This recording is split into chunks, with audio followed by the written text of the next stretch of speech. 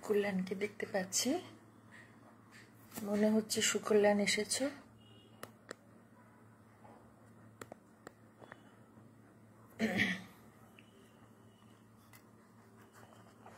শুকল্যাণকে দেখতে পাচ্ছি, আপাতত আর কাউকে দেখতে পাচ্ছি না। এই তো অমৃতা এসে গেছো, হাই দি। হ্যাঁ, হ্যালো অমৃতা, কেমন আছো? দাদা ওটা মোবাইলটা ঠিক মতো বসছে না। হ্যাঁ, গুড ইভিনিং অমৃতা। একেবারে প্রথমে শুকল্যাণ এসছে, তারপরে অমৃতা। শুকল্যাণ না না না না, শুকল্যাণ নয়, অমৃতা। হ্যাঁ, অমৃতা এসেছো। কেমন আছো মা? তাপসী এসে গেছে। ভালো লাগছে তোমাদের দেখে, অনেক দিন পরে। হ্যাঁ, এসে পড়েছো, খুব ভালো, খুব ভালো লাগছে গো। অনেক দিন পরে লাইভে আসছি। তাপসী, অমৃতা এসেছো।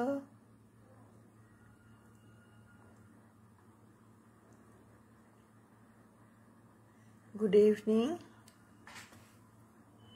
এটা কি লিখেছ? Bring them on camera. কেন গো? বুঝতে পারছি না। কেমন আছো? ভালো আছি গো।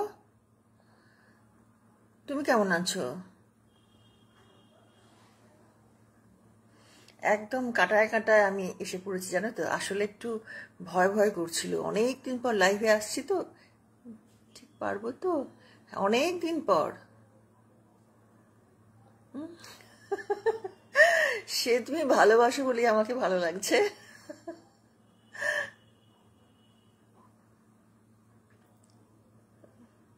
তুমি কেমন আছো অমৃতা? হ্যাঁ গো, অনেকদিন পর। হ্যাঁ, আমি প্রায় 4 মাস পর আসছি। ভাবছিলাম আরে ঠিক মতন পারবো তো, ঠিক মতন করতে পারবো তো। আর এমনি দেখো, লাইভ জিনিসটা এমন না, শুনতে ভাল লাগে, দেখতে ভাল লাগে, কিন্তু নিজে করতে ভাল লাগে না। এই তোমাদের কমেন্টস গুলো পাচ্ছি তবেই আমার ভালো লাগছে, না হলে না ওই নিজের ছবির দিকে তাকিয়ে বকে যাওয়া খুব বিরক্তিকর। কিসের ভয়? আমরা না, ভূত নয় গো, ঠিকঠাক বলতে পারবো তো না। ভয়টাকে, এটা টেনশন দেখো থাকেই। হ্যাঁ, আর তোমাদের লেখাগুলো আজকে প্রথম থেকেই পাচ্ছি, আমার খুব ভালো লাগছে এটাই।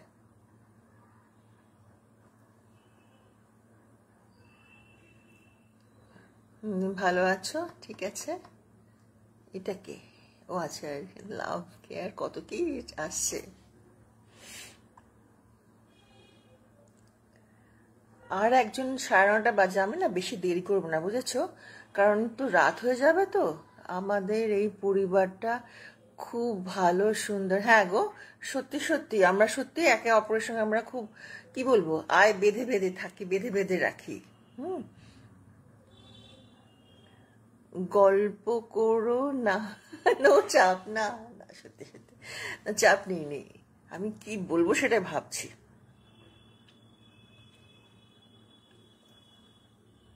তো তাহলে কি করবো বলো তো? শুরু করব, কারণ শেষ করতে হবে তো। 9:30 বাজে।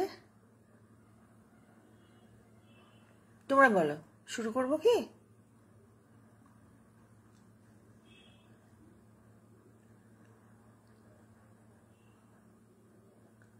তাহলে শুরু করে দে। হ্যাঁ, গুড ইভিনিং অচিন পাখি, শুভ সন্ধ্যা তনু। হ্যাঁ, গীতা দিয়ে তোমাকেও শুভ সন্ধ্যা। তাহলে কি শুরু করে দিচ্ছি?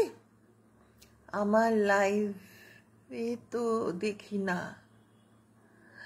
আরে তুমি না, তোমার লাইভে তুমি কমেন্টটা কেন অফ করে রাখো বলো তো? কিছু কমেন্ট করা যায় না জানি না।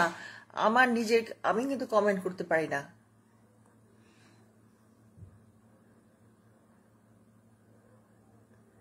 শুরু করো। হ্যাঁ হ্যাঁ, সত্যি গো।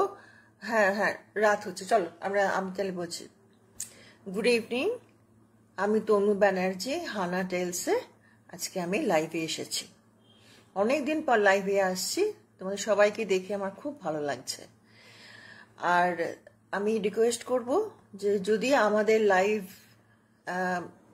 আপনাদের ভালো লাগে, ফেসবুক কিংবা ইউটিউবে দর্শকদের আমি বলছি, তাহলে একটু আপনারা আমাদের লাইভগুলো শেয়ার করে দেবেন আপনাদের ফ্রেন্ডস অ্যান্ড ফ্যামিলির মধ্যে। ঠিক আছে, হ্যাঁ হ্যাঁ, শুরু করে দিচ্ছি। প্রথম আজকে আমার মোটামুটি আমার 3টে গল্প আমি মোটামুটি বলবো, গল্প না 3টে ঘটনা আমি বলবো বলে ঠিক করে রেখেছি। আর যদি তারপর বলে যদি সময় থাকে একটা ছোট্ট ঘটনা বলবো। হ্যাঁ, আমি প্রথম যে ঘটনাটা বলছি সেটা কিন্তু আমার এক কাজিনের, আমার যতদূর মনে পড়ছে আমি এই ঘটনাটা আমি কিন্তু আগেও একবার বলেছিলাম, কিন্তু সেই লাইভটা না, কেন হ্যাঁ সেই লাইভটা ইউটিউবে আপলোড হয়নি, কারণ আমি বারণ করেছিলাম, একটা কন্ট্রোভার্সিয়াল জিনিস আমি বলেছিলাম, যার জন্য আমি নিজেই বলেছিলাম যে ওটা ইউটিউবে দেওয়াটা, বিষয়কে বলেছিলাম যে ইউটিউবে দিও না। যাকে সেইটাই আমি লাইভটা বলছি, আমার কাজিনের লাইভটা, মানে আমার কাজিনের একটা গল্প বলবো না, ঘটনা। তো এটা অনেকদিন আগেকার ঘটনা, প্রায় 90s। হ্যাঁ, ও তখন সদ্য চাকরি পেয়েছে।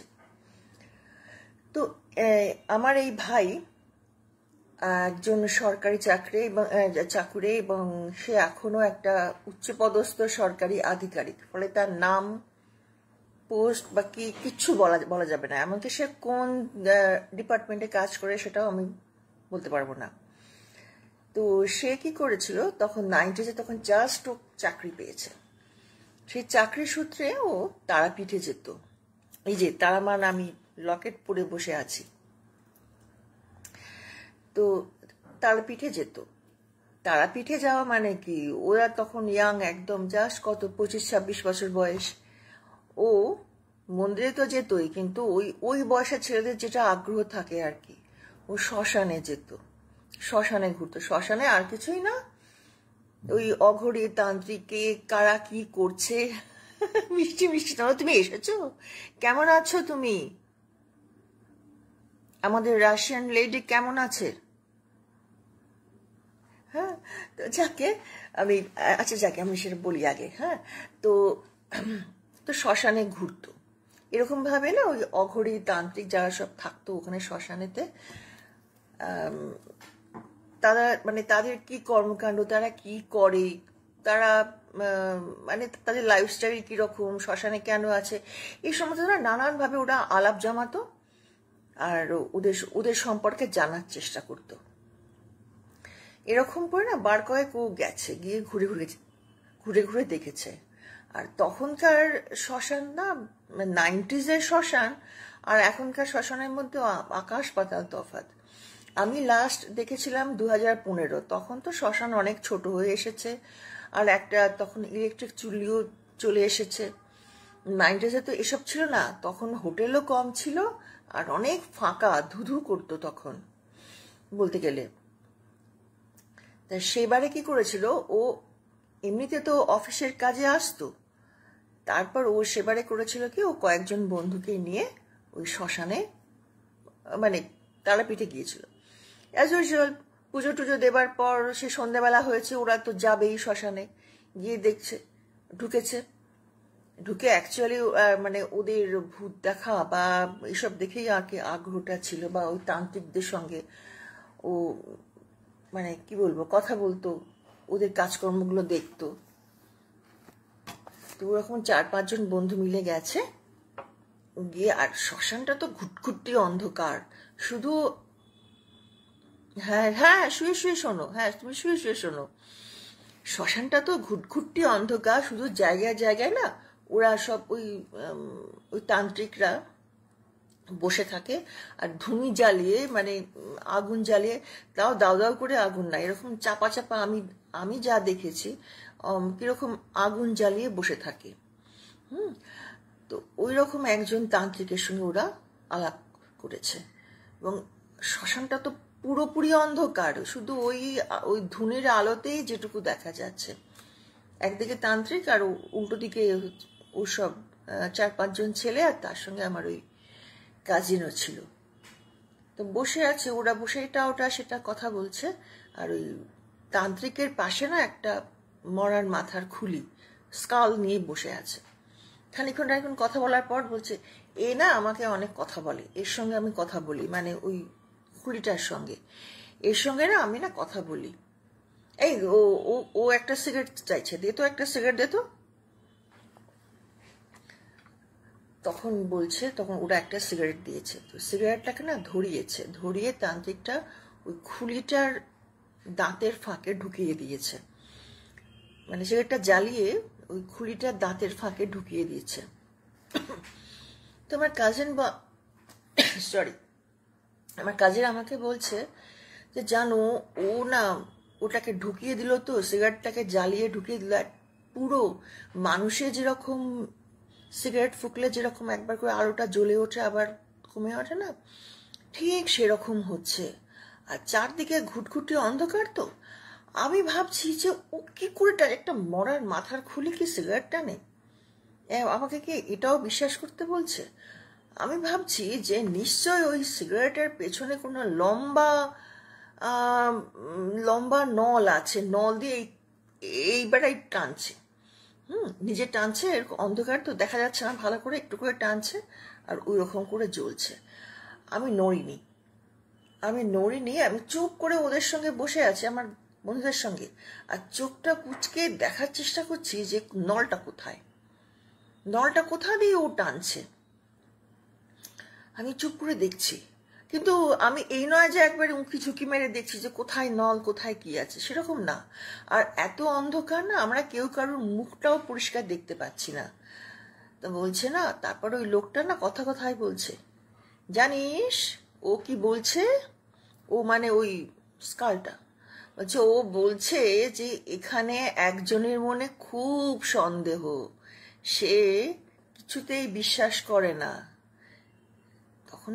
তখন সবার মাঝখানে আমি চুপ করে গেছি যে বাপরে, মানে ও কি করে জানলো যে মানে সন্দেহটা একজনের মনে সন্দেহ, ও তো এটা বলেনি সবাই সন্দেহ করছে। আমার এটা খুব আশ্চর্য লেগেছে যে ও কি করে বললো যে এখানে একজনের মনে খুব সন্দেহ, সে কিছুতেই বিশ্বাস করছে না। তো এইরকম করে ও তান্ত্রিকদের সঙ্গে আলাপ করতো, কিছুটা বিশ্বাস করতো, কিছু বিশ্বাস করতো না, সেটা ও আমাকে অত কিছু বলেনি।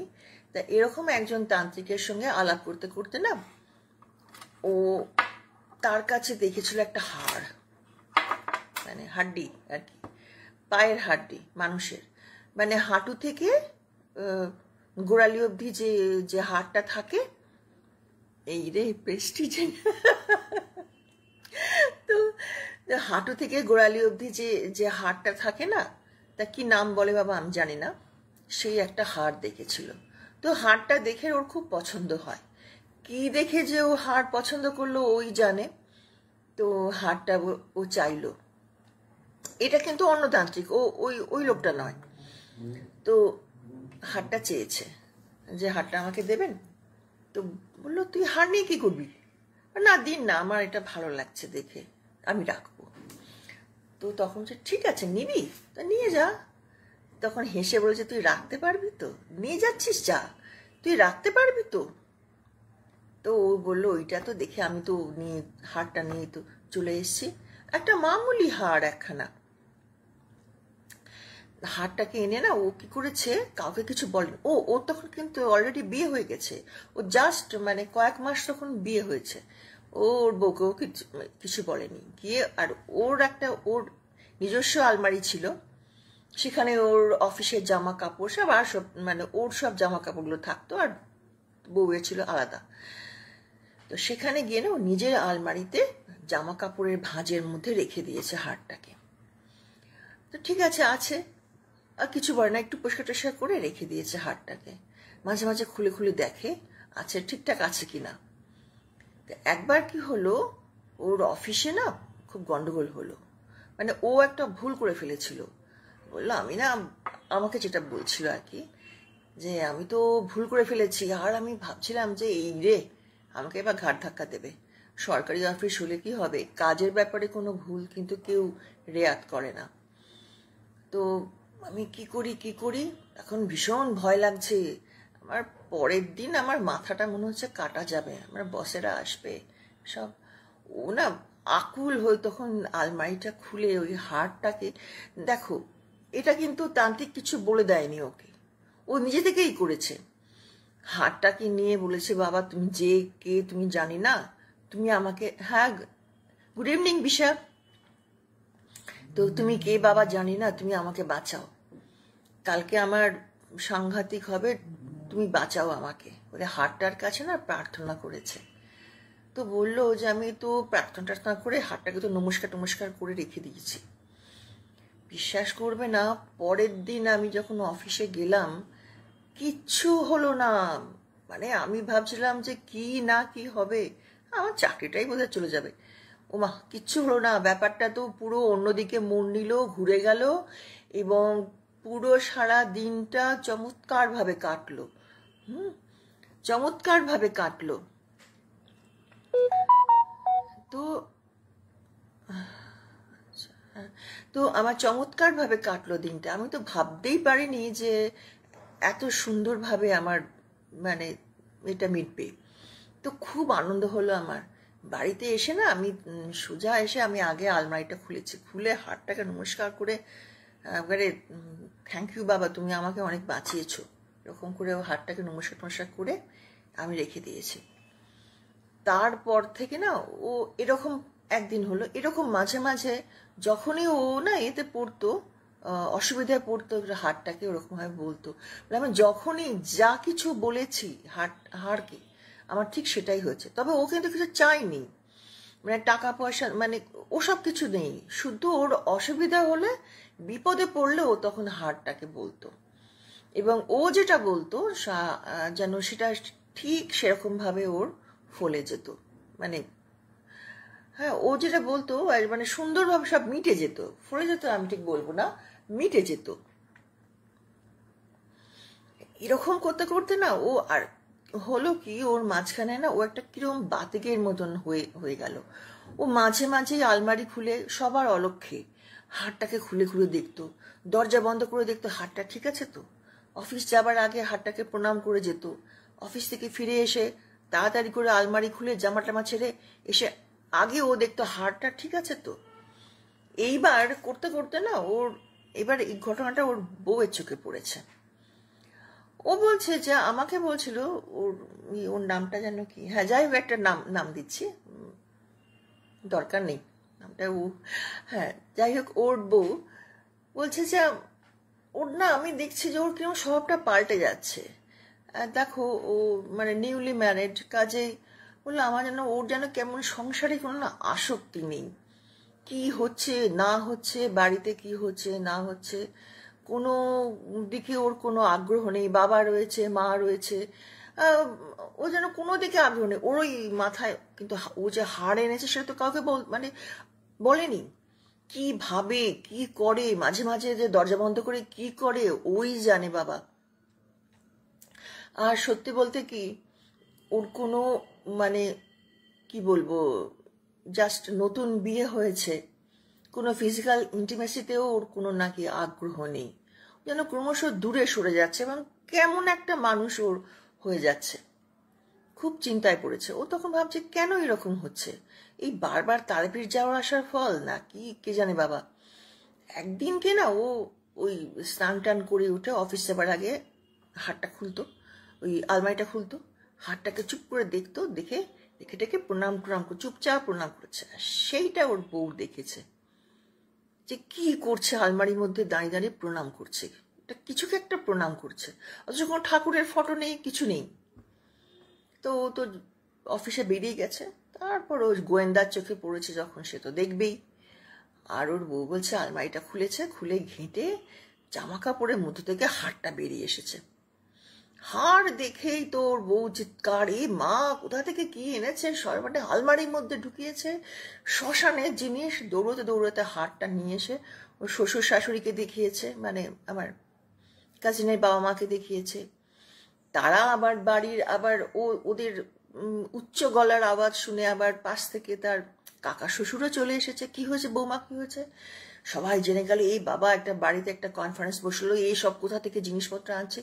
ওই জন্যই আমি তো, ওর বউ বলছে আমি ওই জন্যই দেখছিলাম, এই হাড়ের জন্যই ওর সংসারে বোধহয় মন নেই, কিছু নেই, এরকম অনেক কিছু বললো, কমপ্লেন করলো। ও তো অফিসে চলে গেছে, তখন কাকা শ্বশুর বলল, না না না না, এই সমস্ত শ্মশানের জিনিসপত্র রাখা উচিত নয়, চলো আমি ওটাকে গঙ্গায় দিয়ে আসি। বলে ওর কাকা শ্বশুর সেই দিনেই হাড়টাকে নিয়ে গিয়ে গঙ্গায় বিসর্জন দিয়ে চলে এলো। হ্যাঁ, তো বাবা হাড়ের প্রতি টান, হ্যাঁ এইটাই হচ্ছে। তো গঙ্গায় বিসর্জন দিয়ে চলে এলো। তারপর সন্ধেবেলা ফিরে এসে ঘরের মধ্যে আলমারি খুলে দেখে হাড় নেই। সে তো চিৎকার, মানে সে বাড়িতে প্রলয় ঘটে গেল। সে খাওয়া দাওয়া বন্ধ, থালা ফালা ছুঁড়ে ফেলে দিয়ে, যা তা কাণ্ড, তোমরা কেন তোমরা এরকম করেছো, তুমি জানো ওটা তোমরা কি নষ্ট করেছো, আমার কি জিনিস ছিল আমার। সেই যে সন্ন্যাসী বলেছিল না, নিয়ে যাচ্ছিস যা, রাখতে পারবি তো। দেখো আমাকে এসে আমাকে একদিনকে বলছে, জানো আমি তো, জানো দিদি, আর যদি আমার হাড়টা আমার কাছে থাকতো, ওটা যে কি জিনিস ছিল তুমি ভাবতে পারবে না। আমার বাবার অসুখ করতো না, ভাই মানে রঞ্জন, মানে আমার ভাই রঞ্জন মারা যেত না, কত কি হতে পারতো, কত সব ঠিক করে দিত, তুমি ভাবতে পারছো না তো আমার কি জিনিস ছিল, কি হারিয়ে গেল। ওর হাহাকার না। পরে আমি তখন বললাম যে দেখ, একটা জিনিস তুই ভেবে দেখ, ভবিষ্যৎ যেটা হয় না, যেটা ওপরওয়ালা লিখে দেয় সেটা হবেই, তোর হার থাকুক না থাকুক, এবং যেটা যে হবেই তো প্রমাণ তো পেয়ে গেলি, হারটা চলে গেল। তো তোকে তোর সন্ন্যাসী বলেই ছিল যে তুই নিয়ে যাচ্ছিস যা, রাখতে পারবি তো। আর এই সমস্ত হারগুলো না কখনো দেখবি না যে কখনো গৃহস্থ লোকের ঘরে থাকে, মানে এই ধরনের হার বলবো না, এই ধরনের জিনিস কখনো গৃহস্থ লোকের ঘরে থাকে না। এগুলো সন্ন্যাসীদের জিনিস। ওরা যেগুলো ওদের কাছে থাকলে, ওরা সেগুলো, ওদের তো নির্লিপ্ত না, ওরা তো নির্মোহ, ওদের তো কোনো আসক্তি নেই, কোনো চাহিদাও নেই। তুই হয়তো খুব বেশি কিছু চাসনি, কিন্তু তুই লোকের ভালো চেয়েছিস, তাও তুই যখন চেয়েছিস বলে না, ও বোধহয় থাকলো না। আমার যা মনে হয় যে এই জিনিসটা তুই যখন চাওয়া শুরু করেছিস, তো ও বোধহয় ওই জন্য চলে গেল। আমার মনে হয় আর যদি তুই না চাইতিস, ও থাকতো। এটাই হচ্ছে কি বলবো, খেল ওদের। ও মা, অমৃতা আবার হাড্ডির ছবি দিয়েছে। তো এই হচ্ছে প্রথম গল্প। এটা কিন্তু সত্যি ঘটনা। তারপর থেকে ও দেখো, ওর কিন্তু, তবে হ্যাঁ একটা জিনিস বলবো, ওর কিন্তু কোনো কিছু অভাব হয় না। ও আজকে একটা বিশাল পোস্টে আছে, খুবই ভালো আছে, এবং তার সুন্দর সংসার, এবং বাড়িতে কোনো ওদের বলতে নেই অকাল মৃত্যু হ্যান তেন সব কিচ্ছু হয়নি, ওরা খুব সুখী। তো এটাই এর ব্যাপার। এই আচ্ছা, এবার আমি নেক্সট যে গল্প, নেক্সট একটা, হ্যাঁ হ্যাঁ হ্যাঁ, দ্য মঙ্কিস প, তোমার গল্পের সঙ্গে মিল আছে। হ্যাঁ, তবে কি জানো তো, ও কাউকে পায়নি। ও কিন্তু ওই যে মঙ্কিস পা, যেটা ভয়ঙ্কর ব্যাপারটা আছে শেষের দিকে, ওটা তো হয়নি।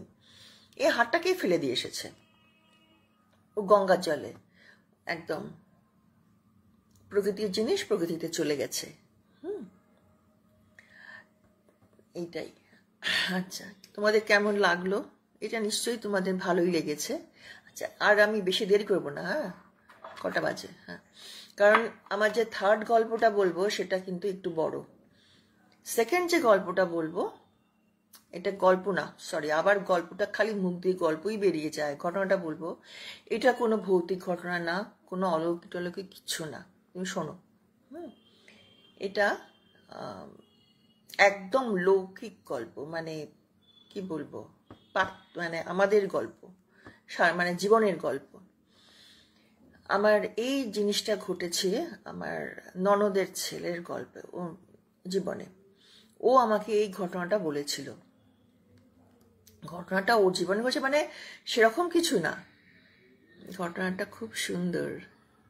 হ্যাঁ, তো আচ্ছা ঠিক আছে, না না, অনেকেই হয়তো, যারা কলকাতার লোক তারা তো এত তাড়াতাড়ি খায় না। ওটা এভিলিন ছিল, হ্যাঁ হ্যাঁ হ্যাঁ, মাঙ্কিস পথে এভিল ছিল, কিন্তু এটা তা নয়। এটা অনেকটা মিল আছে, কিন্তু নয় ওরকম, অতটা ভয়ঙ্কর কিছু না। তো এইটা, তো ধরা যায় ওর ডাক নামটাই বলছি, ওর নাম টুবান। ধরো এই টুবানের না তখন ও বিটেক পড়ছে, কলকাতা একটা নামকরা কলেজে পড়তো। আর ওর বাড়ি তো তোমরা বোধহয় জানো, আমার শ্বশুর বাড়ি মুর্শিদাবাদে, ওখানে ওরা বাড়ি, মানে ওদের সব আশপাশে একসঙ্গে মিলে থাকে ওরা। তো সেখানে ওদের বাড়ি, ওর বাড়িতে গেছে। ও তখন বোধহয় থার্ড ইয়ারে পড়ছে, মানে 6th সেমিস্টার। তখন গরমকাল, 6th সেমিস্টারই তো, 6, 7, 8, হ্যাঁ 6, 7, 8, হ্যাঁ 6th সেমিস্টার চলছে, তখন গরমকাল। ওর কলেজ বন্ধ হয়ে গেছে, পরীক্ষার আগেও বাড়ি গেছে, বাড়িতে পড়াশোনা করছে। এখন ওদের বাড়িতে তখন এসি ছিল না, ওর বাবা মার একটা ঘরে ছিল। আর ও বাড়ি, এটা বেশ অনেকদিনকারই বলছি, কারণ এখন তো ও বিয়ে টিয়ে করে অনেক বড় হয়ে গেছে।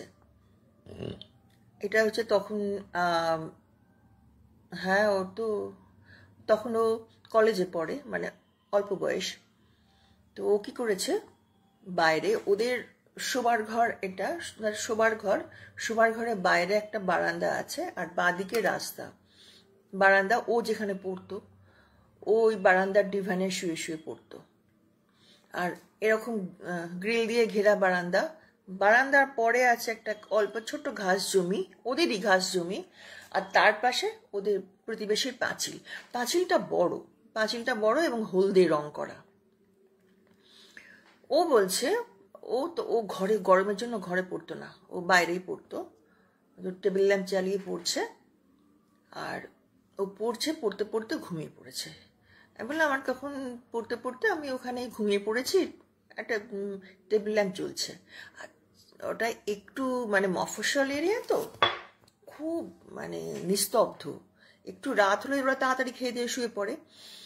তো সবাই শুয়ে পড়েছে আর ও একা বাইরে পড়ছে, চারদিক নিস্তব্ধ। হঠাৎ পড়তে পড়তে না, হঠাৎ ঘুম ভেঙে গেছে। ও না পড়তে পড়তে একটু ঘুমিয়ে পড়েছিল।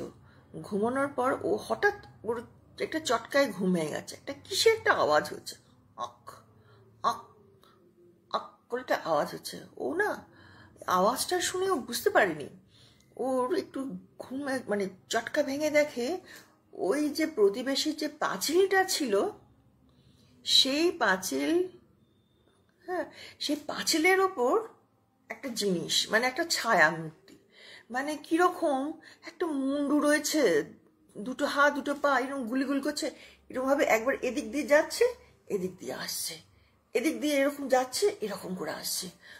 ওই ছায়া মূর্তিটা এরকম ভাবে নাচছে। ও বলছে মামি আমার ওই ছায়ার মূর্তি ওইটা দেখে না আমার তখন হাড়টা প্রায় বন্ধ হবার জোগাড়। আমার তখন মনে হচ্ছে আমার হাড়টা বোধহয় গলা দিয়ে উঠে মুখ দিয়ে বেরিয়ে যাবে, এত মানে আমি ফ্রিজ হয়ে গেছি ভয়ের চোটে। তাকিয়ে দেখছি যে হাটে এরম করছে, আর আমি না কোনো রকমে, আর ওই একটা অদ্ভুত আওয়াজ আসছে, ওরকম আক আক করে একটা আওয়াজ আসছে। ওইটা দেখে আমি কোনো রকমে ওখান থেকে উঠেছি। উঠে আমি কোনো রকমে আমি ডিভান থেকে নেমে ঘরে পালাবো ঠিক করেছি। করে কি মনে হলো আমার, একবার বেরিয়ে আমি না একটু বাঁ দিকে দিয়ে বারান্দার ওই পাশে গ্রিলটা দেখে একটু মাথা থেকে কি ব্যাপারটা কি, আমি তো এরকমভাবে উঁকি মেরেছি, মানে ওইখান দিয়ে ও পাশে উঁকি মেরেছে। বলছে উঁকি মারতেই আমার গলা দিয়ে একটা চিৎকার বেরিয়ে এসেছে। দেখছি কি আমাদের বাড়ির সামনে একটা রাস্তা আছে, সে রাস্তার ওপারে একটা দাদু, সে দাদু মানে ওরা জানতো দাদু কি করেছে, একটা কাণ্ড ঘটিয়েছে। মানে এগুলো না ঠিক বলা যায় না ইউটিউবে, মানে বললে আবার একটু মুশকিল আছে। মানে গলায় কাণ্ড ঘটিয়েছে, যে আমার গলা দিয়ে চিৎকার বেরিয়ে গেছে। এবং সেই দাদুটা কি করেছে, ওপরে ওদের একতলা বাড়ি, ওপরে যে ওঠার সিঁড়ির ছাদ, মানে সিঁড়িটা আছে, সিঁড়িটা তো ঢাকা, সিঁড়িটার বাইরে একটা কাঠ বেরিয়েছিল, মানে সিঁড়ি থেকে একটা কাঠ বেরিয়েছিল, মানে ঢালাইয়ের সময় বোধ হয়। সেই কাঠ থেকে ঝুলেছে, কিন্তু মারা যায়নি। মানে কি বলবো, মানে নখটা জায়গা মতো পড়েনি, বুঝতেই পারছো কি আমি কি বলছি, জায়গা মতো পড়ে, ফলে আর এদিকে পা দিয়ে তো চেয়ার বলো বা বালতি বলো যার উপর দাঁড়িয়ে করেছিল সেটা ফেলে দিয়েছে, তখন প্রাণটাও বেরোয়নি, আর গলা থেকে ওটা ছাড়ানোর চেষ্টা করছে, সেটা সম্ভব নয়, ঝুলছে, ফলে কি হয়েছে ওখান থেকে ঝুলছে তো, আর ঝুলে ছটপট ছটপট করছে, ফলে ওকে না এরকম লাগছে, আর সেই এটা পুরো ঘটনাটা তাদের বাড়ির পিছনে একটা মানে একজনদের ছাদের আলো জ্বলছিল, ছাদের আলো মানে সারা রাত ধরে জ্বলে আর কি, সেইটা থেকে ওই ছায়াটা গিয়ে পড়েছে ওদের পাঁচিলের উপর, আর সেইটা টুবান দেখেছে যে এরকম ভাবে কি দুলছে, মানে ওকে ছটপট ছটপট করছে ভদ্রলোক, তো দাদুটা না ওরকম করেছে, আর বলছে আমার চিৎকার শুনে সবাই উঠে পড়েছে, নিস্তব্ধ রাত, আর ওই রকম চিৎকার শুনে উঠে সব দৌড়ে গিয়ে সেই ওদের বাড়িতে গিয়ে দরজা খুলে, ছাদের দরজা আবার বাইরে থেকে বন্ধ করে দিয়েছিল, সে দরজা প্রায় ধাক্কা মেরে খুলে ওকে কেটে নামিয়েছে, তখনও কিন্তু প্রাণ ছিল, মারা যায়নি, এবং সঙ্গে সঙ্গে তাকে নিয়ে গেছে হসপিটালে, ওদের কাছে নিয়ে গেছে, কিন্তু নিয়ে গিয়ে যেটা জানা গেল, ভদ্রলোক তো কথা বলার অবস্থাতেই ছিলেন না, উনি খুব বয়স্ক, এবং যেটা জানা গেল উনি কোনো রকমে জাস্ট বলতে পেরেছিলেন উনি ক্যান্সারে ভুগছিলেন, ক্যান্সার হয়েছিল, উনি জানতেন ক্যান্সারের খুব কষ্ট দিয়ে মৃত্যু হয়, এটা উনি ছিল, আর ওনাদের অবস্থা ছিল ভীষণই খারাপ, দুই ছেলে, ভদ্রলোকের দুই ছেলে ক্যান্সার, মানে ওনার যে ক্যান্সারের ট্রিটমেন্ট করতে পারবে না, আর ওদের ওই বাড়িটুকুই সম্বল, আর মানে ছেলেদের সেরকম রোজগার পাতিও ভালো নয়, তো ভদ্রলোক একটা কথা উনি বলেছিলেন যে তখন ছেলেরা যখন কান্নাকাটি করছে যে বাবা তুমি কি করলে, আর ওনার ইয়েও ছিল, ওয়াইফ মারা গিয়েছিল আগে, ভদ্রলোক একাই ছিলেন, তো তখন উনি বলছেন যে আমি তোদের বোঝা হয়ে থাকতে চাইনি, শুধু এই কথাটা না উনি কোনো রকমে বলতে পেরেছিলেন, আর তারপরে যা এটা ওটা টুকটাক মানে বিয়ে করার সূত্রে জানা গেল যে উনি ছেলেদের অত টাকা পয়সা ছিল না, অত কেন টাকা পয়সা ছিলই না বলতে গেলে, আর সরকারি হাসপাতালে চিকিৎসা হয় কিন্তু তাহলে তো কলকাতায় আসতে হয়, সেটাও ওদের পক্ষে সম্ভব ছিল না, কলকাতায় এসে থেকে ট্রিটমেন্ট করানো সম্ভব ছিল না, আর এখানে মুশকিলও ছিল, কারণ সরকারি হাসপাতালটার নামেই ওরকম হয়, কিন্তু ওখানে আমি ঠিক যাই না, যাই হোক উনি পারেননি করাতে, আর ওটা খুব তখন ছেলেরা কান্নাকাটি করছে, তখন উনি পুরো 2 দিন, আর ওনার ঘাড় ভেঙে গিয়েছিল ভদ্রলোকের, সেই ঘাড় ভাঙা অবস্থাতে উনি যে যন্ত্রণাটা অ্যাভয়েড করার জন্য উনি ওই কাণ্ডটা ঘটালেন, ঠিক সেই যন্ত্রণা পেয়েই, মানে তার চেয়েও বোধহয় বেশি, ঘাড় ভাঙা যন্ত্রণা কম দিয়ে উনি প্রায় 2 দিন ভুগেছিলেন, তারপর 3 দিনের দিন মারা গেলেন। তা আমাকে তখন টুবান বলছে মামি তোমরা তো খুব ভূতের গল্প বলো, ভূতের গল্প শোনো, অনেক কিছু করো, ভূত নিয়ে থাকো, তা তোমরা হলে কি করতে বলো তো, তুমি যদি দেখতে ঘুম থেকে উঠে জাস্ট মানে ঘুম ভেঙে যদি তুমি দেখতে ওই রকম পাঁচিলের গায়ে ওই রকম ছায়া নৃত্য আর ওই রকম একটা অদ্ভুত আওয়াজটা শুনতে, তোমরা হলে কি করতে?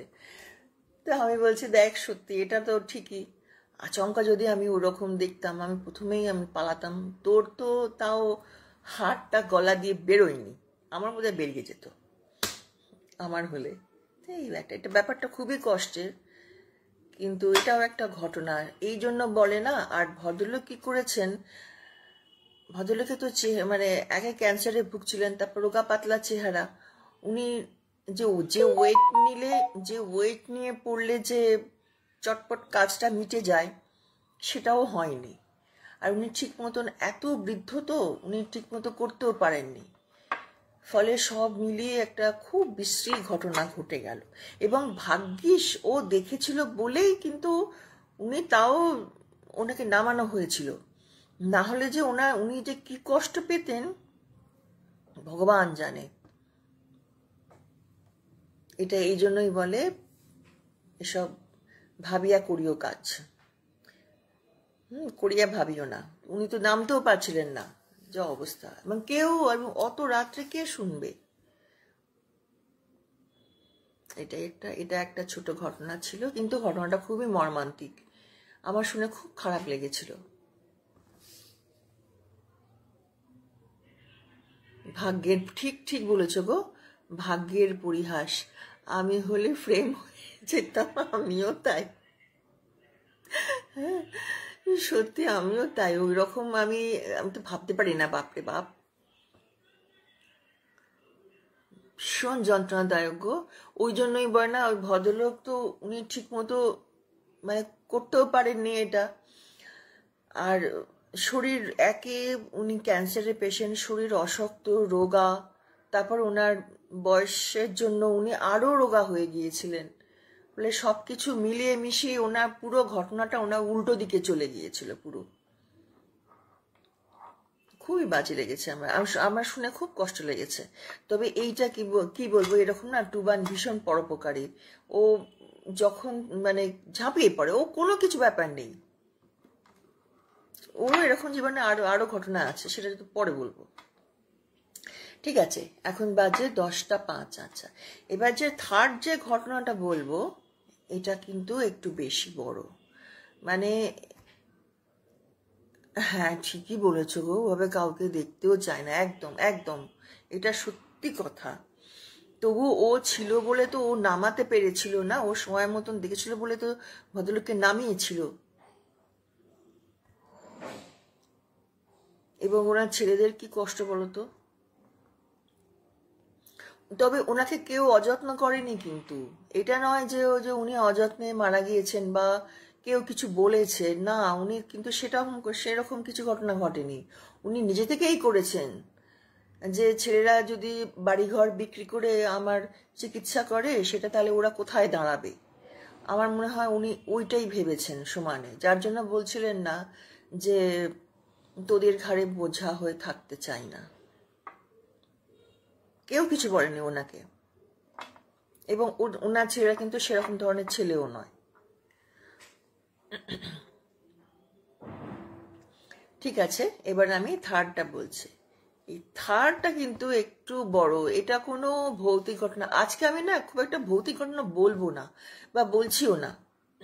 যদি সময় থাকে 4 নম্বর ঘটনাটা কিন্তু একটু আগে এটা বলে নি।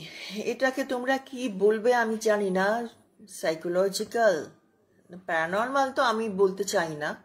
এটা একটু তাহলে শুনে দেখো। এটা আমাকে যে বলেছে সে একজন মহিলা। মহিলা বলতে তোমার সে কম বয়সী নয়, আমার চেয়ে একটু ছোট। তার ধরা যাক একটা নাম দিই, তার নাম ধরো, তার নাম দেওয়া যাক এম। এম এর জীবনের ঘটনা, মানে সেটা এখনো কিন্তু ঘটে চলেছে। আগে আমি বলে দিই এম এর ব্যাপারটা কি। এম এর মাকে ধরো, মার একটা নাম দিই, মার নাম দিলাম ম্যাডাম সি। এই ম্যাডাম সি কিন্তু একজন বিজনেস ওম্যান, একটা ব্যবসা উনি নিজে দাঁড়িয়ে, মানে কি বলবো, নিজে হাতে গড়ে তুলেছেন। তো ম্যাডাম সি মারা গেছেন। তো এই ম্যাডাম সি কিন্তু ভীষণ একজন, কি বলবো, একজন ভীষণ পার্সোনালিটি ছিল। এবং উনি খুব কি বলবো, বিজনেসটাকে তো উনি নিজে হাতে দাঁড় করিয়েছিলেন, এবং পরিশ্রম করতেন, খাটতেন, এবং সর্বদিকে ওনার গুণ ছিল। কি হলো মানে, হ্যাঁ ঠিকই বলেছো গো, ভৌতিক ঘটনা সবসময় ভালো লাগে না। এবং এই ম্যাডাম সি না ভীষণ, কি বল, পার্সোনালিটি ছিল এবং সবকিছু। উনি একটু একটু করে নিজে হাতে উনি একটা ব্যবসা দাঁড় করিয়েছিলেন, এবং সে ভালো চলছিল, এবং রীতিমতন একটা সাকসেসফুল ওম্যান। এবং উনি ওনার ব্যবসাটা উনি বড় করেছিলেন। আর ওনার হাজব্যান্ড, ছেলে মেয়ে সব ছিল, তা সত্ত্বেও উনি সংসার সামলেছেন, ছেলে মেয়েকে মানুষ করেছেন, এবং ওনার নিজের ব্যবসা চালিয়েছেন। ব্যবসাটা হচ্ছে এডুকেশন সংক্রান্ত ব্যবসা। একটা বিজনেস, তো সেটা চালিয়েছেন। চালিয়ে উনি উনি নিজেও মানে হাইলি এডুকেটেড ছিলেন। তারপরেতে উনি আর খুব ল্যাভিশ একটা লাইফস্টাইল ছিল ওনার, মানে একটা কি বলবো, সব কিছুতেই বেড়ানো, খাওয়া দাওয়া, বেড়ানো, জামা কাপড় কেনাকাটা, মানে জীবনটাকে পরিপূর্ণভাবে যাকে বলে উপভোগ করার উনি করেছেন। একদম ওনার সব দিকে যেমন লক্ষ্য ছিল, আর ওনার পার্সোনালিটি ছিল ভীষণ স্ট্রং। উনি কাউকে কোনোদিন চেঁচামেচি করতেন না, কোনোদিন কথা বলতেন না। এবং উনি ভীষণ মানে কি বলবো, কিন্তু ওনার না মানে না, হ্যাঁ, এরকম ধরনের মানে ভীষণ স্ট্রং পার্সোনালিটি ছিল, এবং লোকে না একটু ভয়ও করতো।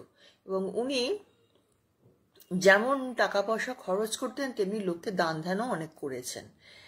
আর ওনার শাড়ির কালেকশন, গয়নার কালেকশন সব একরকম দেখার মতো, মানে জুয়েলারি কালেকশন একদম দেখার মতন ছিল। পুরো জীবনটাকে একদম পরিপূর্ণভাবে উনি উপভোগ করে তবে শেষের দিকে করেছিলেন। তবে শেষের দিকে কিন্তু উনি একটু কি বলবো, উনি দীক্ষা নিয়েছেন, একটু ধর্মের দিকে ওনার মন হয়েছিল, ধর্মকর্মের দিকে। এম হচ্ছে ওনার মেয়ে। এম কিন্তু একদম মায়ের উল্টো দিক, মায়ের উল্টো পিঠ। এমও কিন্তু এই হাইলি এডুকেটেড, একটা নরম ধরনের মেয়ে। নরম বলবো, একদম নরম বলতে একদমই নরম তা নয়, কিন্তু ওর মার মতন অতটা স্ট্রং পার্সোনালিটি নেই, কিন্তু খুব সুন্দর, খুব সুন্দর মহিলা, খুব মিষ্টি। এবং এমের বিয়েও হয়েছে, ওনার মা দেখে শুনে বিয়ে দিয়েছে, নিজে বিয়ে করেননি, মানে এম নিজে বিয়ে করেনি, মা দেখে শুনে দিয়েছে। এবং পুরো যাকে বলে মায়ের ছায়া হয়ে থাকতো এম, মা যা বলবে সেটাই ছিল। তারপর এমের তো বিয়ের পর মানে এমের একটা মেয়েও হয়েছিল, সেই মেয়েকে কিন্তু ওর দিদাই মানুষ করেছে। এবং জাস্ট ওর দিদা ও বলছে যে আমরা না মা মেয়ে নই, মানে আমার যে মেয়ে সে কিন্তু, আমরা কিন্তু মা মেয়ে নই, আমার মাই তাকে মানুষ করেছে। ফলে আমরা দুই বোন, আমার মা দুটো মেয়ে, বড় মেয়ে আমি আর ছোট মেয়ে হচ্ছে আমার মেয়ে। ফলে আমাদের মধ্যে না মা মেয়ের সম্পর্কটা গড়ে ওঠেনি, মানে আমার আর আমার মেয়ের মধ্যে। মেয়ের একটা নাম দিতে হবে, জায়গায় অত আমি নাম দিতে পারছি না। তো এরকমই ওদের সম্পর্ক। তা এক সময় তো ম্যাডাম সি এর তো বয়স হয়েছে, উনি তখন ওনার যে বিজনেসটা ভাগ করে দিয়েছেন, একটা ছেলেকে দিয়েছেন আর আর বাকি অংশটা মেয়েকে দিয়েছেন। যাই হোক, এরকম ভাবেই চলছে।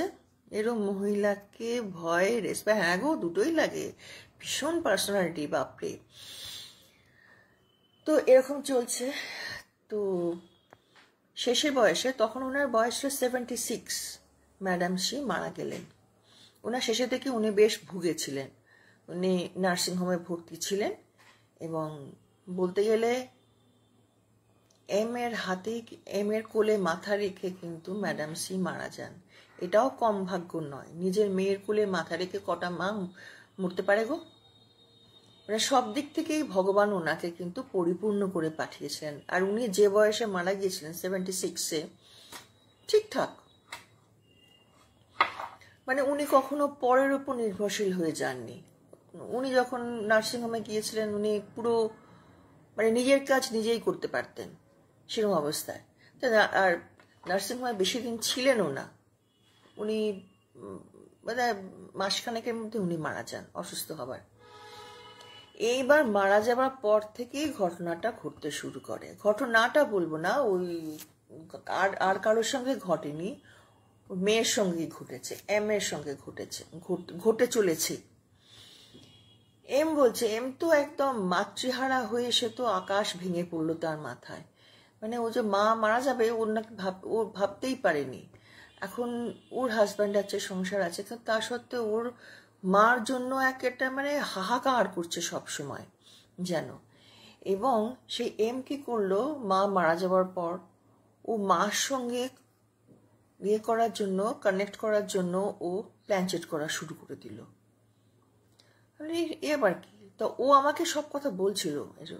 আমি না তখন প্ল্যানচেট করতাম নিজে, আমি আমার মেয়ের সঙ্গে বসে বসে প্ল্যানচেট করতাম বসে বসে। কিন্তু মার আমি তখন জিজ্ঞেস করলাম যে আসতো, তখন না হ্যাঁ স্পিরিট তো আসতো, কিন্তু সেটা দেখ আমাকে বলছে দেখো প্রথম প্রথম কিন্তু যেগুলো অ্যান্সারগুলো আসতো মনে হতো আমার মাই কথা বলছে, তারপরের দিকে না আমার একটু সন্দেহ হয় এরকম অ্যান্সার তো আমার মা দেবে না। আমার একটু অবাক লাগছিল। আমি তখন বুঝতে পারলাম যে যে আসছে সে আমার মা নয়, হ্যাঁ সে অন্য কেউ। তো তখন আমি কি করলাম, আর এইদিকে মার জন্য তো ও ডিপ্রেশনে চলে গেল পুরো। মা নেই, কি হবে মানে ও এবার কি করে বাঁচবে, পুরো ডিপ্রেশন। ওর খাওয়া দাওয়া কমে গেল, মানে প্রায় একরকম বন্ধই করে দিতে লাগলো। তারপর ওদিকে ওর বিজনেসেও খানিকটা কি বলবো গাফিলতি এসে গিয়েছিল। তো সারাক্ষণ কেঁদে যাচ্ছে, সারাক্ষণ চুপচাপ একলা একলা কেঁদে যাচ্ছে। এরকমভাবে করতে করতে ওই অবস্থা দেখে ও কি করলো, একবার ওই ইন্টারনেটে কোনো একটা সাইটে, সে আমি জানি না বাবা কোথা থেকে, আর আমার এতে আগ্রহ নেই, দেখে দেখবে ওখানে মিডিয়ামদের থাকে, মানে ওখান থেকে দেখে কোনো দু জায়গায় ও দেখালো ওর মাকে, মানে ওর মায়ের কি বলবো আত্মাকে আনার চেষ্টা করলো। তা সেই মিডিয়ামে কিন্তু ওখানে বলাই থাকে, আমি এই সাইটটা আমি বলতে পারবো না কারণ আমি তো জানি না। আমি ওকে জিজ্ঞাসা করে নি, আর ও আমাকে বলে উনি ও কোথা থেকে পেয়েছে। তো ওই নেটে দেখে ও ওরকম ওরা একটা টাকা নেয় মিডিয়ামরা, একজনকে দেখালো বম্বেতে, এসব কিন্তু অনলাইনেই হচ্ছে। ওনারা টাকা নেন, টাকা দিয়ে ওনারা আর ওই একটা ছবি যাকে ডাকবে হবে, যে সোলের সঙ্গে কানেক্ট করতে হবে, যে সোলের সঙ্গে তার একটা ফটো চাই, আর তোমার কি কি কোশ্চেন আছে সেগুলো পরপর লিখে দিতে হবে। ও দু জায়গায় করেছিল, আমার মনে হয় দু জায়গায় করার কারণটা হচ্ছে ও বোধহয় দুটো মেলাতে চেয়েছিল, এটা সত্যি বলে কিনা, কিন্তু ওখানে বলাই থাকে। এবং যখন ও করছে কিন্তু এই কি বলবো এই মিডিয়ামদের সঙ্গে যখন যোগাযোগ করছে, তারা কিন্তু বলেছে যে এটা কিন্তু সম্পূর্ণ বিশ্বাসের উপর, যারা বিশ্বাস করবে তারা আসবে, যারা করবে না তাদের করার দরকার নেই। এবং আমি কিন্তু কোনো প্রুফ দিতে পারবো না যে, এবং সেই স্পিরিট, এবং আমি চেষ্টা করব কানেক্ট করবো হয়তো, মানে আমি করবো ঠিকই, কিন্তু যা অ্যান্সার আসবে তোমাকে মেনে নিতে হবে। আমি নিজে থেকে বানিয়ে কিছু বলছি না, এবং কোনো প্রশ্নের কি উত্তর এবং কেন বলেছে সেই মিনিংটাও আমি তোমাকে বলতে পারবো না। যা উঠবে আমি সেটাই তোমাকে দিয়ে দেবো, কারণ আমি তোমাকে চিনি না, আমি তোমার সোলকেও চিনি না, তুমি যার ছবি পাঠাচ্ছ তাকেও আমি চিনি না। কাজেই আমার এতে কোনো কিছু, আমার নিজের কোনো ইন্টারেস্ট নেই, আমি পারিশ্রমিক নিই, তাতে করে আমার যা ওঠে তোমাকে বিশ্বাস করতে হবে। এখানে আমি কি বলবো, আমি কোনো নিজে থেকে কিছু বলিও না, এইটা তোমাকে মেনে নিতে হবে। তো ঠিক আছে, এরা ঠিক দু জায়গাতেই সেম কন্ডিশন ছিল। তো ও বলছে, আমি তখন জিজ্ঞেস করেছিলাম যে কিরকম অ্যান্সারটা পেলে। না হ্যাঁ অ্যান্সার কিন্তু অ্যান্সার কিরকম জানো তো, কিছু অ্যান্সার ঠিক, আবার কিছু কিছু না কিরকম ধাঁধার মতন জানো, মানে আমি ঠিক বলতে পারবো না যে এই উত্তরের কি কি মানে হয়, কিরকম ধাঁধার মতন। তবে হ্যাঁ কিছু কিছু অ্যান্সার ঠিকই দিয়েছে। যেমন ধরো ও বলেছিল যে এই বিজনেসটা কিন্তু আমার মেয়ে কন্টিনিউ করতে চায় না, আমার মেয়ে বলেছে সে এখানে আসবে না, সে তার লাইফটা অন্য জায়গায় বেছে নেবে, মানে সে চাকরি করবে কি যাই করুক, সে কিন্তু এই ব্যবসায় আসবে না। আমি কতদিন টানবো, এবং আমার মৃত্যুর পর বা আমি যখন ছেড়ে দেবো তখন কি হবে এই ব্যবসার। তখন নাকি ও বলল যে আমি আমার মা উত্তর দিয়েছিল, বিজনেস বিজনেসের মতোই চলবে। এই উত্তরটা দিয়েছিল, এই প্রশ্নের এই উত্তরটা দিয়েছিল, বিজনেস বিজনেসের মতোই চলবে। তারপরে একটা একটা হাসি, যে তুমি বাবাকে কিছু বলতে চাও, একটা কোয়েশ্চেন ছিল। তো কি উঠেছিল জানো? স্বার্থপর বদমাস বুড়ো। এটা এটা এটা সত্যি উঠেছিল। বলে হ্যাঁ, এখন দেখো ওদের সাবানা হাজব্যান্ড ওয়াইফের মধ্যে কি মানে কি ঝগড়া কি নিয়ে কি আছে সেটা কি আমি জানি না। তো তো এইরকম কথাগুলো উঠেছে। তবে এই দুটো ক্ষেত্রে মানে অলমোস্ট সেম উত্তর দিয়েছে ওর, মানে দু জায়গায় ওরা ও সেম কোশ্চেন দিয়েছিল, কারণ দুজনেই দুজনকে চেনে না। এই এই একজন মিডিয়াম মহারাষ্ট্রের আর একজন ইউপিতে, কিন্তু মোটামুটি উত্তরগুলো একই টাইপের উত্তর এসেছে, হুবহু এক না, এক ধরনের।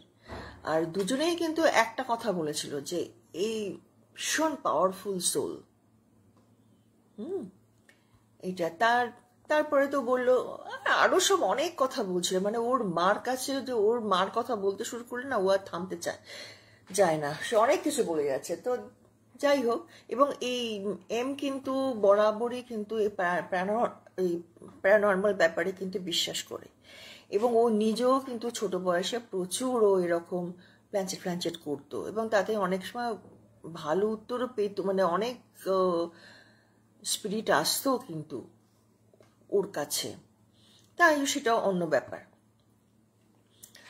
তো একবার হয়েছে কিন্তু ও বলছে যে আমি তখন কি করলাম, আমি ঘরেতে ওর নিজের ফ্ল্যাটে একটা ঘরেতে ও বললো আমি একটা ইয়ের মতো করলাম, তাকেতে আমার মার বিভিন্ন বয়সের বিভিন্ন ছবি আমি রেখে দিয়ে না, আমার যখনই মন খারাপ হতো আমি ওই মায়ের ছবির সামনে বসে থাকতাম।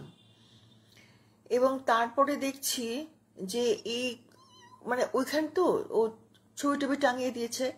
তারপরে কি হলো আমার মেয়ের সঙ্গে না আস্তে আস্তে আমার দূরত্ব বাড়তে লাগলো। আমার মেয়ে আমাকে মা হিসেবে মেনে নিতে পারছে না। আমি দেখছি ওর মেয়ে অন্য স্টেটে পড়তো, যে আমার মেয়ের সঙ্গে দূরত্ব বাড়তে লাগলো, মেয়ে কিরকম রাগী জেদি হয়ে উঠতে লাগলো। ও দেখো, শুধু তো মাতৃহারা আমি একা হইনি, আমার মেয়েটাও তো হয়েছে, কারণ আমার মেয়েটা তো আমার মায়ের হাতেই মানুষ। তো রাগ জেদ বলে শেষের সময় না, মানে আমার সঙ্গে ক্রমশই দেখছি যে ওর ব্যবহারটা ঠিক থাকছে না। এবং যখন বাড়িতে আসতো, হয়তো সামান্য একটু ব্যাপারে একটু কথা কাটাকাটি হলো, ব্যাস মেয়ে দাম করে দরজা বন্ধ করে দিয়ে চলে হয়ে গেল, ওর নিজের ঘরে ঢুকে গেল, আর সারাদিনে বেরোলো না। তো আমি ও বলছে যে আমার এতটা তখন খারাপ লাগছে, নিজের মন খারাপ, তারপর মেয়ের এই ব্যবহার, আমি যেন ক্রমশ না ডিপ্রেশনের অতলে আমি তলিয়ে যাচ্ছি, কিছুতেই যেন আমার কিছু হচ্ছে না। এরকম অবস্থায় বললো আমি একবার কি করছি, আমার মেয়ের এত মানে অবাধ্যতা দিয়েছে না, ও তখন মেয়ে আসেনি, ওর মেয়ে তখন ওখানে পড়ছে অন্য স্ট্রিটে। ও বলছে মেয়েকে ফোন করলাম, ফোনের মধ্যে এমন একটা উত্তর দিল বা ফোন নামিয়ে রাখলো বা কথা বলতে চাইছে না, দেখে আমি তখন ভাবলাম যে অনেক হয়েছে, আর না, এবার একটা না মেয়ের সঙ্গে একটা হস্ত করতে হবে বলে আমি না মাথা গরম করে আমি ফ্লাইটে চলে গেলাম ওখানে গিয়ে আমার মেয়েটাকে এবার একটা কিছু করবো আমি, একদম মানে অনেক বেশি হয়ে অনেকবার ও পেরেছে বলে আমি মেয়ের কাছে চলে গেলাম। চলে গিয়ে দেখছি যে অদ্ভুত ব্যাপার, আমি মাকে স্মরণ করে গেছি। আমি দেখছি যে রাগ নিয়ে আমি এসেছি কিছুই হচ্ছে না, আমি কিছুই বললাম না মেয়েকে। আমি দেখলাম তারপরে আমি নিজেকে আবিষ্কার করলাম হোটেলের ঘরেতে আমি শুয়ে আছি, আমার মেয়ে আমাকে জড়িয়ে ধরে ঘুমাচ্ছে। আমি কিচ্ছু বললাম, যেন আমার মুখ দিয়ে যে কথাগুলো আমি ভেবেছিলাম বলবো কিছু বলতে পারলাম না, কিছু বলতে গেলাম না, মানে কিছু বললাম না। তার বদলে খুব সুন্দরভাবে ওর সঙ্গে আমি কথা বললাম, খুব সুন্দরভাবে ওর সঙ্গে বিহেভ করলাম। ও আমার কাছে বশীভূত হয়ে গেল। আমি দেখছি ও আমাকে জড়িয়ে ধরে ঘুমাচ্ছে। এটা কি করে হলো আমি নিজেও ঠিক বুঝতে পারলাম না। তারপরে আমি এরকম মানে একবার আমি ওখানে গেছি, ওর সঙ্গে গেছি, মানে ওর ওর কাছে গেছি, হোটেলে শুয়ে আছি, হঠাৎ দুপুরবেলা, আর ওর হাজব্যান্ড তখন বাড়িতে আছে, আর ও একাই একাই গেছে মেয়ের কাছে। ও বলছে যে আমি না রাত মানে দুপুরবেলা ঘুমিয়ে পড়েছি, হঠাৎ আমি যেন মনে হলো আমার মা আমাকে জাপটে ধরেছে ভয়ের চোটে। আমি চমকে উঠে বললাম, মা মা ছাড়ো, আমি তো স্বপ্ন দেখিনি জানো, আমি না পরিষ্কার যেন দেখলাম যে আমার মা আমাকে না ভয়েতে যেন আঁকড়ে ধরেছে। যে কি হয়েছে তোমার, তুমি আমাকে ছাড়ো। তো কি মনে হলো, বলে আমি উঠে আমি আমার হাজব্যান্ডকে ফোন করলাম, তুমি কি আমার মায়ের ফটোতে হাত দিয়েছো? তখন বলে কেন, তুমি কি করে বুঝলে? তখন না, তুমি তুমি ঠিক করে বলো তুমি কি করেছো ওখানে। বলছে যে দেখো তুমি তো চলে গেছো, আমি ভাবছিলাম তোমার ফ্ল্যাটটা এই ফাঁকে একটু রং করিয়ে নি, তুমি কদিন পরে আসবে, ফ্ল্যাটটা রং করিয়ে নি, তুমি কিছু চিন্তা করো না, তোমার মায়ের ফটোগুলো সরিয়েছি, জাস্ট ওখান থেকে সরিয়েছি, সরিয়ে রং করে আমি আবার তুমি যেমন রেখেছো সেরকমই রেখে দেবো। যে আমি তখন রাগ হয়ে গেলাম, আমি তখন হাজব্যান্ডকে বললাম তোমাকে কি দরকার ছিল আমার মায়ের ফটো তুমি কেন হাত দিতে গেছো? আমি তো বলতে পারছি না যে আমি এরকম একটা অদ্ভুত জিনিস পেলাম। হ্যাঁ, আমার মা আমাকে, আর কিন্তু আর একটা ব্যাপার, আমার মা কিন্তু কখনো আমাকে জড়িয়ে ধরে আদর করেনি, আমার মা এটা পছন্দই করতো না। এবং আমরাও কোনোদিন ছোটবেলায় আমাদের মা আমাকে ভালোবাসতো, খুবই আদর আদর করতো, কিন্তু আমাদের দূর থেকে আদর করতো। হ্যাঁ, একটা মুখের কথা, ওরকম জড়িয়ে ধরে আদর টাদর কখনো করেনি, আমরাও কোনোদিন আমাদের মাকে জড়িয়ে ধরেনি। কিন্তু এই ঘটনাটা অদ্ভুতভাবে দেখলাম, মা যেন আতঙ্কে আমাকে জড়িয়ে ধরেছে, যে কিসের ভয় তোমার। এটাও গেল একটা ঘটনা। তারপরে বললো যে আমি না এত বেশি তখন মানে ভুগছি, মানে মায়ের অভাবটা ফিল করছি। আমি তখন একজন সাইকোলজিস্টের কাছে গেলাম, গিয়ে আর ইতিমধ্যে কিন্তু আমার কিছু কিছু ঘটনা ঘটতে শুরু করলো। আমি দেখছি আমি কোনোদিন সব ঠাকুর পুজো টুজো করতাম না, হঠাৎ আমি দেখলাম আমি লাল পাড় শাড়ি পরে সিঁদুর পরে আমি লক্ষ্মী পুজো করছি। আমি খুব অবাক হলাম, আমার মা করতো, কিন্তু আমি নিজেকে দেখলাম আমি ওই রকম ভাবে আমি পুজো করছি। এটা আমার কাছে খুব আশ্চর্য লাগলো, এটা কি হচ্ছে কি আমার সঙ্গে, তুমি বলো, তুমি আমাকে বলছো তুমি বলো এটা কি, আমি আমি পুজো করছি। এটা গেল। আর একদিন আমি হঠাৎ আমার মনে হলো, কি যেন মনে হলো যে আমার খুব অনেকদিন মাছ খাইনি, আমার খুব মাছ খেতে ইচ্ছে হচ্ছে। আমি চিতল মাছ আনলাম, তাও কি চিতল মাছ আনলাম, আমি কিন্তু ভেজ, আমি কোনোদিন মাছ খাই না, ভেজ। আমি না পুরো 1 প্লেট মাছ খেলাম, বেশ তৃপ্তি করে মাছ খেলাম। খাওয়ার পর আমার যেন মনে হলো খুব মানে ঠান্ডা হলো ভেতরটা, যে হ্যাঁ মানে খুব তৃপ্তি করে মাছটা খেলাম, পুরো 1 প্লেট মাছ আমি খেলাম। এটা কি হলো? তারপরে এরকম আর একটা আমার আম খেতে ইচ্ছে হলো একদিনকে। আমি ভাবছি যে আমি কেন খাচ্ছি কেন, আর আমি আম খেলে আমার অ্যালার্জি হয়। আমি পুরো একটা মানে 1 প্লেট আম আমি খেলাম, খুব তৃপ্তি করে খেলাম। খাওয়ার পর না যেন মনে হলো খুব শান্তি পেলাম খেয়ে। আর যা হবার হলো, আম খেয়ে আমার অ্যালার্জি হয়, আমার সারা মুখে অ্যালার্জি বেরিয়ে গেল, তারপর তার জন্য আবার একটু ভুগলাম। কিন্তু এগুলো আমার সঙ্গে কেন হচ্ছে? তুমি তো জানো আমি কিরকম খাই, আমি একবেলা খাই, আমি পাখির মতন খাই, সত্যি সত্যি। ও একদম একবেলা মানে ও খুব পাখির মতো খুব অল্প খায়, এভাবে 1 প্লেট মাছ 1 প্লেট আম ও কোনোদিন খেত না। বলছে এগুলো আমার সঙ্গে কি হচ্ছে, এটা সত্যি, এটাও আমারও জিজ্ঞাসা এটা কি হচ্ছে। আর বললো আমি মাঝখানে আমি জানো তো আমি একজন সাইকোলজিস্টের কাছে আমি গিয়েছিলাম, আমি যখন ডিপ্রেশনে ভুগছিলাম, তো উনি আমার খালি মনে হতো আমার বোধহয় মাকে আরেকটু দেখা দরকার ছিল, আমি মাকে ছেড়ে আমি কেন আমি এরকম করলাম, আমার মাকে ঠিক মতন যত্ন পাইনি, এই করিনি ওই করিনি, মানে সব সময় আমি আমার নিজেকে দোষী ভাবছি যে আমি তো আরেকটু করলে পারতাম, মাকে যত্ন করতে পারতাম। তো সব কথা যখন সাইকোলজিস্টকে খুলে বলেছে, তখন উনি নাকি বলেছিলেন যে দেখুন আপনি নিজেকে ক্ষমা করুন, নিজেকে ক্ষমা করতে শিখুন। আপনি যদি এটা করতে না পারেন তাহলে আপনি এই একই কথা চিন্তা করে একই আবর্তের মধ্যে আপনি ঘুরে যাবেন। আপনি আগে নিজেকে ক্ষমা করুন, তবেই তো আপনি এগোতে পারবেন। এটা খুব সত্যি কথা। কিন্তু আমাদেরও কিন্তু যখন হিলিং মানে যখন আমরা কোনো হিলিং প্রসেসটা শিখি, আমাদের কিন্তু প্রথমেই বলা হয়, প্রথম সবাইকে ক্ষমা করুন, আপনি নিজেকে ক্ষমা করতে শিখুন। এটা একটা খুব ইম্পর্টেন্ট ব্যাপার, জানো তো। তো যাই হোক, এটা বলছে আমার সঙ্গে এটা এখন কন্টিনিউ চলছে চলছে চলছে। কি ব্যাপার হচ্ছে আমি জানি না। এখন এটাও আমারও তোমাদেরকে জিজ্ঞাসা যে এটা কি হচ্ছে ওর সঙ্গে। ও বলছে আমার এটা কন্টিনিউ করছে। তবে আমার একটা কথা কি, আমার যেটা মনে হচ্ছে, ও তো আমার কাছে কোনো করতে চায়নি, কি বলবো, রেমেডি চাইনি। আমি ওকে জিজ্ঞেস করেছিলাম যে তুমি কি ভাবছো, তুমি আমাকে কেন বলছো এগুলো। ও বলছে আমি না কারোকে বলতে পারি না, শুধু তোমাকে আমি বলছি এই কারণে যে তুমি এটা শুনলে হাসবে না। অন্য কাউকে বললে তারা আমাকে পাগল ভাববে, হাসবে। সত্যি আমরা হাসি না, আমরা এই সমস্ত কথা শুনলে, বা যে কেউ, তুমি মন খুলে বলো।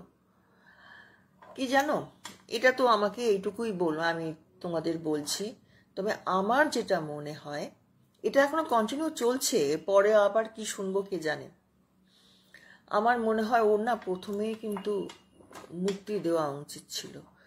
আমি বলবো যে কখনো যে মানুষ চলে গেছে তাকে নিয়ে না, তার কথা এত বেশি চিন্তা করা, এত বেশি ভাবা, তাকে হচ্ছে তাকে আটকে রাখা।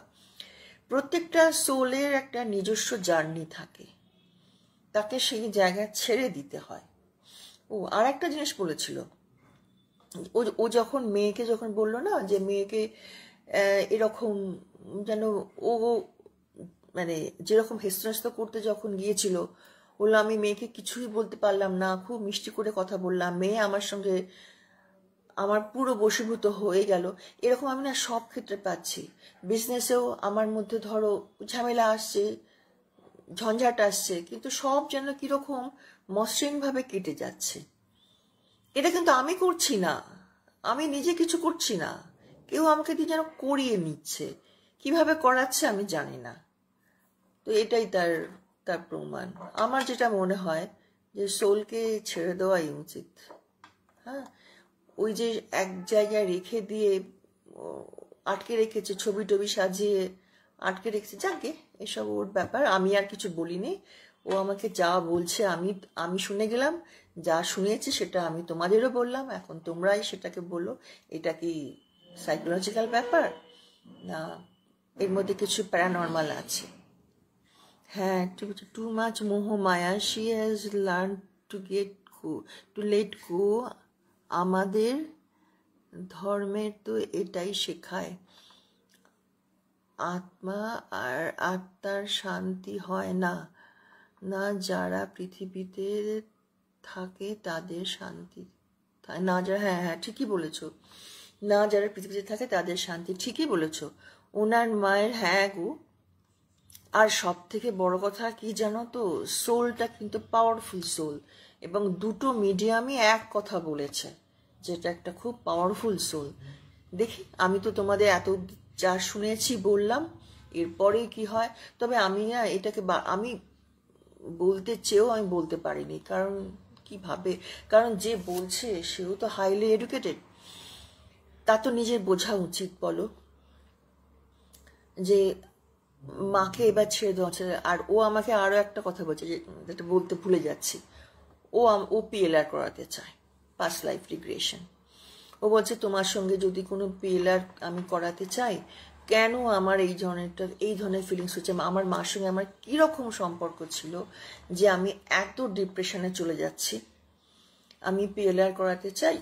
তোমার কাছে যদি কোনো কেউ সন্ধানে থাকে আমাকে একটু বলো। আমি বললাম দেখো, পিএলআর আমি কিন্তু সরাসরি কারোকে আমি জানি না, আমি অন্তত আমার চারপাশে কারোকে আমি কেউ করিয়েছে বলে আমি জানি না। অনলাইনে নেটে আমি পেয়ে যেতে পারি, কিন্তু তারা কতটা অথেন্টিক হবে সেটাও আমি কোনো গ্যারান্টি দিয়ে বলতে পারছি না। আর তোমার যে পিএলআর করাতে চাইলেই যে তারা করাবে তারও কোনো মানে নেই, তারা কিন্তু দেখে নেবে আগে। হ্যাঁ গো, হ্যাঁ, এডুকেশন ডাজ ইকুয়াল ইন্টেলিজেন্স, হ্যাঁ ঠিকই বলেছ। ঠিকই। আর পিলার তারা যে করাতে চাইলেই যে তারা করিয়ে দেবে তার এখানে অনেক মানে কি বলবো ফ্রড আছে। অথেন্টিক এখানে খুঁজে পাওয়া খুব মুশকিল। আর যারা অথেন্টিক হয় তারা কিন্তু তুমি বললেই তোমাকে করিয়ে দেবে না।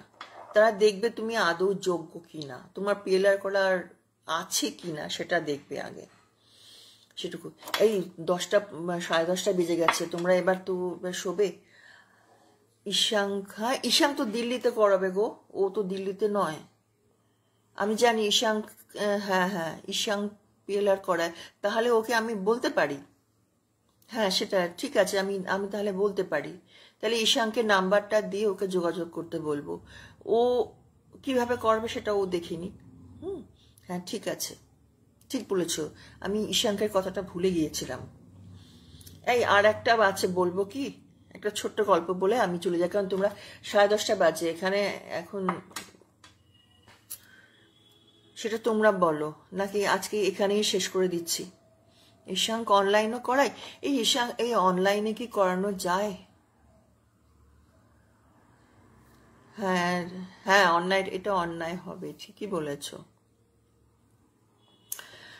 তো আজকে আমি এখানে শেষ করে দেব, বলো?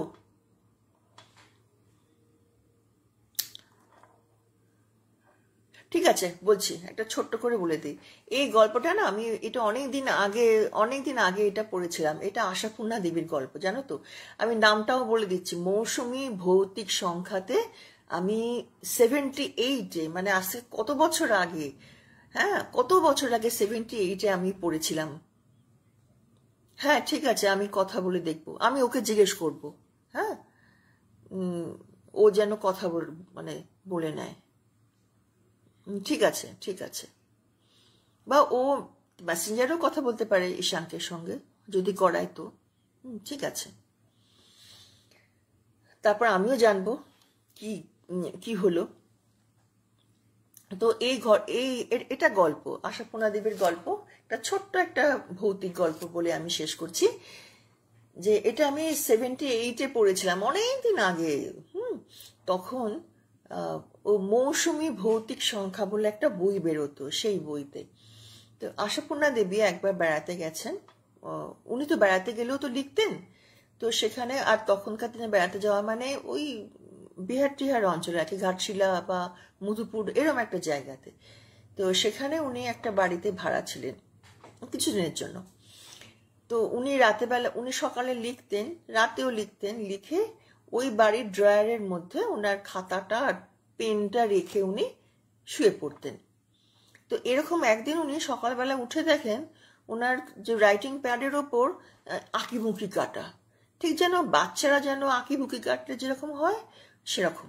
তো উনি খুব অবাক হলেন যে আমার বাচ্চা টাচ্চা কেউ নেই, কিছু নেই, এটা হলুন কি করে? হ্যাঁ খাতার ওপর যেন কি সব বাচ্চাদের মতন কিরকম করে রেখে দিয়েছে। উনি অবাক।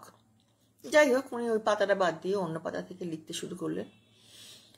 সেদিনকে উনি ওরকম লেখার পর উনি ওনার রাইটিং প্যাড আর পেনটা ওই ড্রয়ারের মধ্যে রেখে, হ্যাঁ পশ্চিমে যাওয়া, ঠিকই বলেছ, উনি ড্রয়ারে রেখে উনি ঘুমিয়ে পড়েছেন।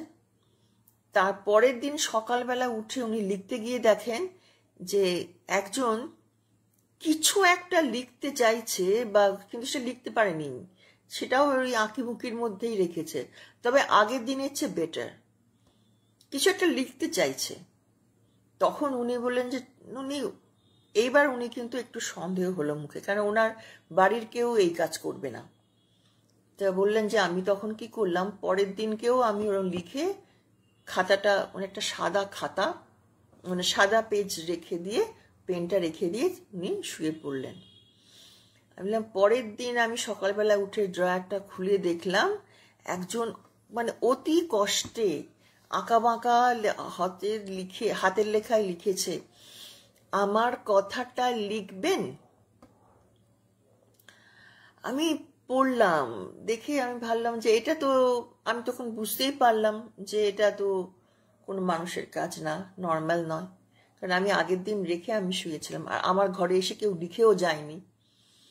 আমি সেদিনকে লিখলাম, ওই লেখাটার তলায় আমি লিখে দিলাম, তোমার কি কথা বলে লিখে আমি ড্রয়ারে রেখে দিলাম।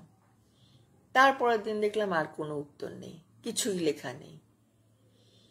মানে সে হয়তো এত কথা লিখতে তার, সে একটা কথা, এই একটা লাইন আমার কথাটা লিখতে 3 দিন সময় নিয়েছে। তো তার কথা বলার হয়তো উপায় নেই, অনেক কিছু বলতে হবে, অনেক কিছু লিখতে হবে, তার লেখেনি সে। তো আমার ওইখানেই আমার শেষ। তারপর আমিও চলে এলাম বাড়িতে। তবে একটা ছোট্ট ঘটনা, আমার কথাটা লিখবেন? আচ্ছা, এবার আমার কথাটা এবার শেষ করি, বোধহয় 10:40 বাজে। আর না, এবার তোমরা শুয়ে পড়ো, ডিনার করেছো, এবার যাই। হ্যাঁ, গুড নাইট, সবাই ভালো থেকো। খুব ভালো লাগলো আজকে, সবার সঙ্গে দেখা হলো। এসেছো, তবে ইন্দু আসেনি, বিশা এসেছে, আর আমাদের 3 জন এসেছে, একজন আসেনি। অমৃতা, গুড নাইট, সবাই গুড নাইট। ঠিক আছে, আজকে রাখছি। হ্যাঁ।